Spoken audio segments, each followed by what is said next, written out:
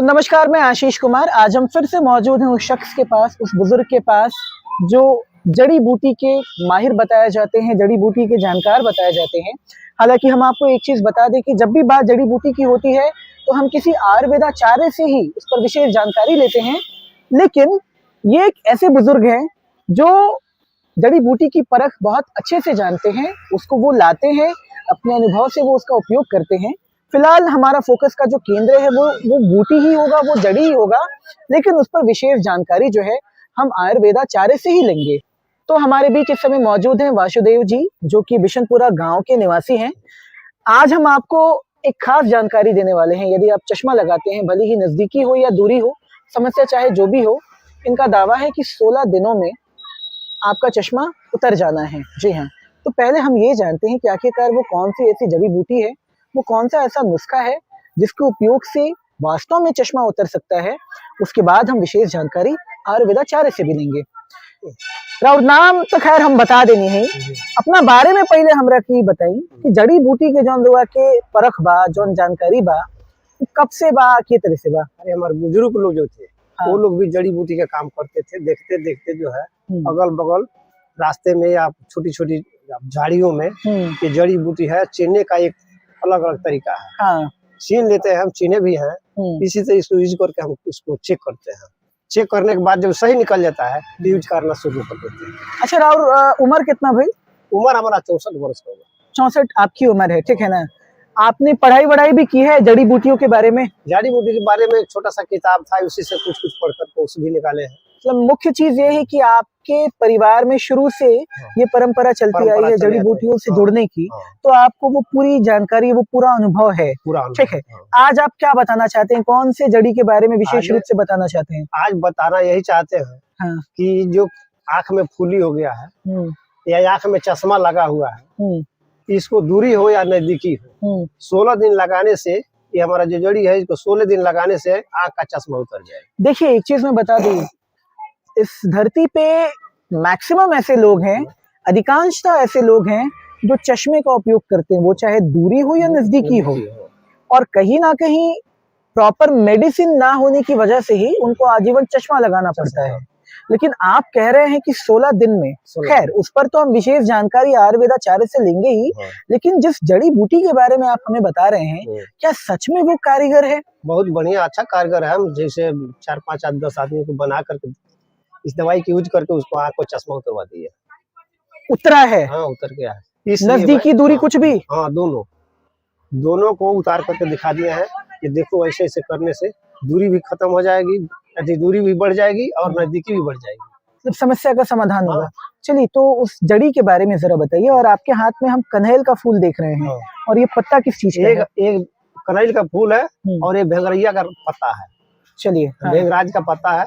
दोनों को मिला करके रस गार करके और दानी अंगुली से अपने आंख में काजल करना है। आप दिखा सकते हैं क्या कि कैसे क्या करना है? तो जरा आप हमें दिखाइए ना, कैसे क्या करना है। जरा इन पे फोकस कीजिएगा, जरा नजदीक आके आप दिखाइए। एक कनैल का फूल था और भेंगरैया का पत्ता बता रहा है। अच्छा, भेंगरैया को कुछ और भी कहते हैं? हाँ, भेंगराज कहते हैं इसको। अच्छा, भेंगराज। तो भेंगराज का पत्ता आपने रखा है और कनैल का फूल, दोनों को आप एक दूसरे में दोनों में टच कर रगड़ रहे हैं। हाँ, रगड़ करके इसको ऐसे जो है रस गारना है। अच्छा, 3 बूंद रस गार करके और आँख के घेड़र पर लगाना है। देखिए, ये 3 बूंद गिर गया। अब इसको फेंक देंगे। ऐसे करके ये अंगुली में जो है ऐसे इसमें काजल करेंगे, ऐसे काजल करेंगे।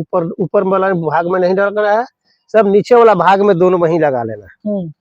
दोनों में लगाने से 16 दिन के बाद चश्मा उतर जाएगा। तो आपने ये कहा कि अंदर नहीं डालना है, अंदर नहीं डालना। ये जो यहाँ पे हम देख रहे हैं काजल करते हैं ना, उसी तरह लगा लेना, वैसे ही बस लगा लेना है। बस यही वो चीज है, यही चीज है। भेंगराज और कनैल का फूल। हाँ, सफेद फूल हो या पीला फूल हो, 4 किस्म का कनैल का फूल होता है, लेकिन चारों का विभाग अलग अलग होता है। लेकिन ये दोनों जो है आंख में काम कर सकता है। इसमें जो कनैल का आपने उपयोग किया वो पीले वाले का किया है, तो मतलब आंखों के लिए पीला वाला कनैल लगाना है। और फिर भेंगराज का पत्ता, भेंगराज का पत्ता, दोनों को एक बराबर रखना है। दोनों का एक बराबर होना चाहिए। रस गार कर आंख में लगाने से दूरी भी बढ़ता है और नजदीकी भी बढ़ता है। चलिए, विशेष जानकारी जो है हम सीधे एक बेहतर, एक अच्छे और अनुभवी आयुर्वेदाचार्य से लेते हैं और आयुर्वेद के अनुसार ही इस पर हम आपको विशेष जानकारी साझा करते हैं। तो अभी हमारे बीच पतंजलि के आयुर्वेदाचार्य भुवनेश पांडे जी मौजूद हैं। विशेष जानकारी हम लेते हैं कि क्या सच में भेंगराज के पत्तों का उपयोग अगर हम करते हैं तो आंखों की रोशनी हमारी बढ़ने लगती है, और बात जहां तक चश्मे की है तो वो हम इस कदर तक सही हो जाती हैं हमारी आंखें कि हम उसको उतार भी सकते हैं। इस पे जी। क्या बताते हैं आप? जी, बात सही है। मतलब लाभ लाभ करेगा। हाँ हाँ, आँख भिंगराज रस जो होता है हाँ और आँख और बाल दोनों के लिए लाभकर होता हाँ। तो ये एकदम मतलब श्योर है कि Sure, कोई sure. भी व्यक्ति हो, है। हाँ। अगर उसकी आंखों की रोशनी कमजोर है, चश्मे का वो प्रयोग करता है, चाहे दूरी हो या नजदीकी हो, उसमें वो लाभप्रद होगा। हमने देखा कि कनैल के फूल का भी इस्तेमाल किया जाता है, मतलब कि भेंगराज के पत्ते को लेकर उसमें हम कनैल को भी मिक्स कर रहे हैं, पीले वाले कनैल को, फिर उसका जो रस निकल रहा है उसको हम आंखों के नीचे लगा रहे हैं। इस कनेर के लिए सावधानी होनी चाहिए, आंख के अंदर उसका रस हाँ। नहीं जाना चाहिए। नहीं जाना चाहिए। बाकी अगर सिर्फ हम भेंगराज के पत्तों हाँ। के रस का उपयोग करते हैं, हाँ, तो आंख के लिए लाभकर होगा। दिन भर में कितनी बार इसका उपयोग करना होगा? 2 बार, सुबह शाम हम कर सकते हैं। सुबह शाम। सावधानी यही बरतनी है कि हाँ, अगर कनेर का फूल है हाँ, तो सावधानी है कि आंख के अंदर नहीं जाना चाहिए। नहीं जाना चाहिए। हाँ। बाकी सिर्फ भेंगराज के पत्तों से भी भिंगराज से कोई वो भी उपयोगी है, पूरी तरह से लाभप्रद होगा।